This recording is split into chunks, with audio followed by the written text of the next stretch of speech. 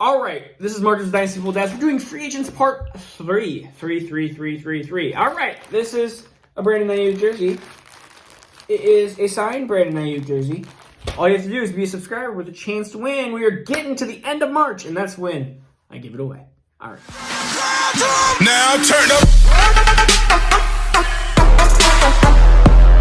So, free agents part 3. We have three different running backs, a tight end, and a quarterback. All right. So, and we might even have a part 4 because we still got some different free agents that are important for Dynasty football and fantasy football that is yet to be signed yet. But we're going to go with Kenyan Drake. So if you're looking for wide receivers, by the way, that was in part 2. This is part 3. So again, running backs, we're going to do Kenyan Drake. And Kenyan Drake was the biggest, I guess, mystery, frustration of like, we look at fantasy football running back 12. And then you have Josh Jacobs, who's a good fantasy running back. And now you mash them together in Vegas. He signed a 2-year, $14.5 million contract. He had 955 yards and 10 touchdowns. So again, we are talking about somebody who's still 27 years old, and Josh Jacobs is in his 3rd year of his contract. And let's just say, I mean, he's a first-round pick, so let's assume that Josh Jacobs is going to be there for at least his 3rd year and his 4th year, and probably they're going to pick up his 5th year contract.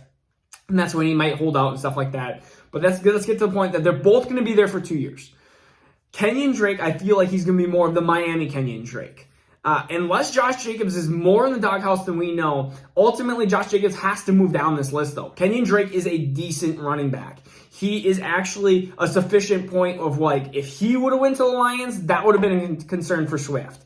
Or if he would have went somewhere where you had another running back that we really liked, even like a Bengals or something like that. We wouldn't have liked that for any running back that we knew that Kenyan Drake, we wanted him to be kind of a solo running back. And it's not good for Drake either, because Drake is not going to finish at fantasy football 12. I mean, I could see him being a fantasy football of like 28, 29, maybe even a little bit higher when Josh Jacobs is gone. I mean, we're talking about Devin Booker, but a little bit better. A lot bit better. I mean, let's just put it that way. A lot of bit better. What do we do with Josh Jacobs? Well, I think at this point, I don't think you're going to be able to sell him because I think his value has taken a dip.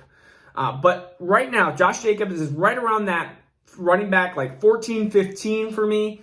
He's definitely dipped out of that top 10, which is unfortunate because I really like Josh Jacobs. He's a first-round running back. But I think Kenyan Drake is just good enough to be a pest and be frustrating and utilized in that passing down back, which Josh Jacobs is definitely able to do. They just don't do it with him. I don't understand it, but whatever it is.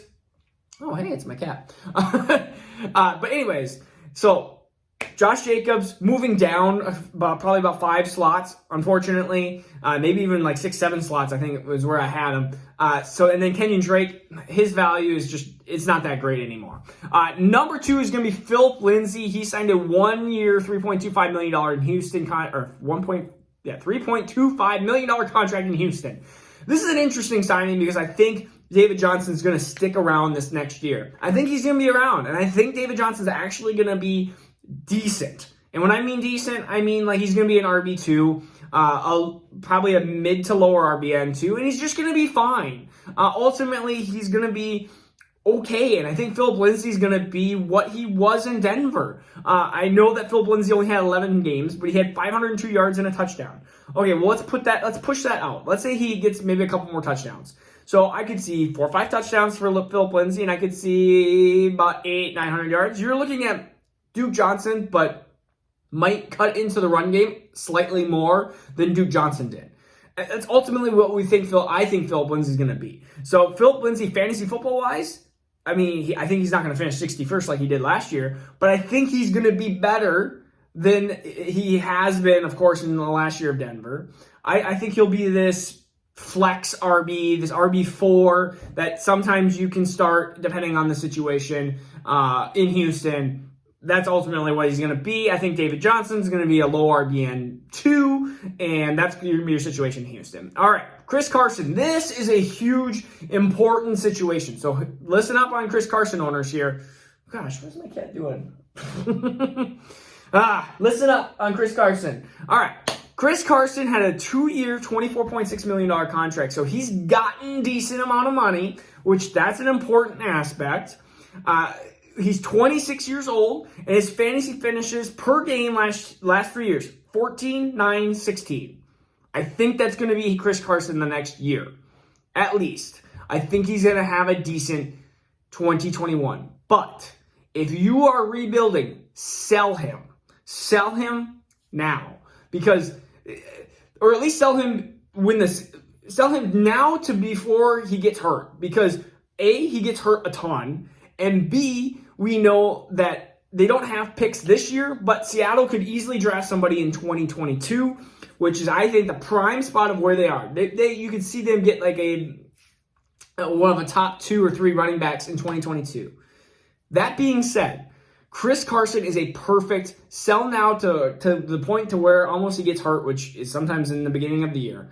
He is somebody that you can get, I think, a first-round pick for, probably a mid to late, but ultimately, I would rather have the young rookie wide receiver versus having Chris Carson, who's you can tell a contender. Now, if you're a contender, you might want to just try to ride as much as you possibly can Chris Carson, because I think the next year is going to be a decent year until he probably gets hurt. And then 2022, I think, is going to be a year where you're going to see him be like a Mark Ingram at the Ravens, where you think, oh my goodness, Mark Ingram had a great first year at the Ravens. That was awesome. And then you're going to see him start to go down. That's my personal opinion on what Chris Carson's going to do. We got 2 more. Jared Cook, 1 year, $6 million contract. He's 34 on April 7th. Happy early birthday. He had 37 catches, 504 yards, 7 touchdowns. Let's look at his fantasy finishes. We got 15, 5, 6, and 12 in 2020.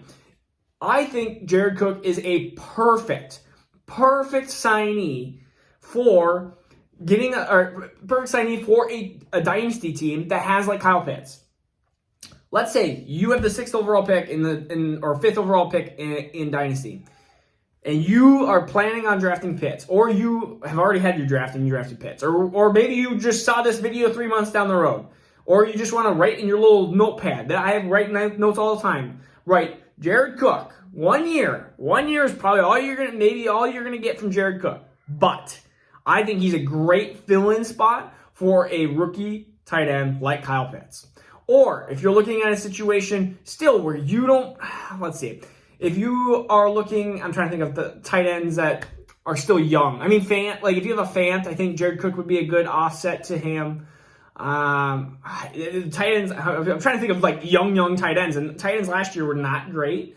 But if you have an Adam Troutman and stuff like that, and you're banking on him, which he's probably going to be starting tight end, again, Jared Cook, again, a perfect offset for a team that needs to fill in this 2021 gap. All right. I think that's all I want to say with him. Jameis Winston, age 27, his fantasy finishes, which, if you were to guess his fantasy finishes, based off of what people remember this last year, he was 5th.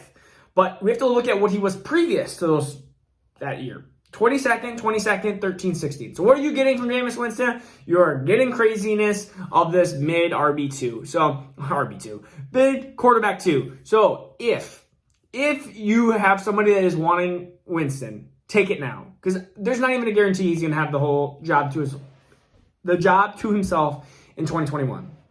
Sell now. Sell for whatever you can get.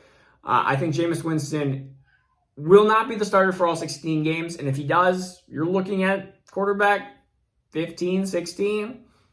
Not what I really care about. I mean, ultimately, that's awesome for if you're in Superflex and you need a second or third quarterback, but there are so many better options long-term wise too. Like, I want a quarterback that's going to be 15, but I want him to be 15 for the next 4 or 5 years. I'd rather have Kirk Cousins. I'd rather have Matthew Stafford, of course. Like, I'd rather have those types of quarterbacks. I'd rather have Tua. I'd rather have all these different other quarterbacks than Jameis Winston. So, this is Marcus again with Dynasty Full Dads. We do daily Dynasty videos. Brandon and New Jersey. Woo, woo, woo, woo, woo, woo. All you gotta do is be a subscriber. Get a chance to win. All right. Peace out. We'll see you tomorrow. Now turn up.